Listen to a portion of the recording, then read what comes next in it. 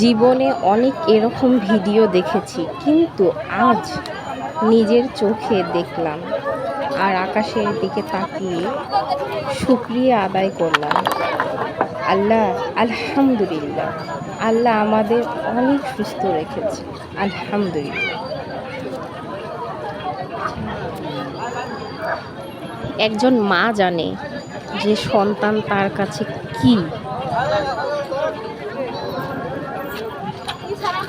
একজন মা ছাড়া কেউ বুঝবে না। একজন মার 10 মাস কষ্টের একটা সন্তান, সেই মা বুকের মধ্যে কীরকম করে যখন তার সন্তানটারে সে এরকমভাবে দেখছে। কত মানুষ আমরা সুস্থভাবে আছি, হাঁটাচলা করতেছি, আর সেই সন্তানকে নিয়ে তার মা রাস্তায় রাস্তায় বসে ভিক্ষা করছে।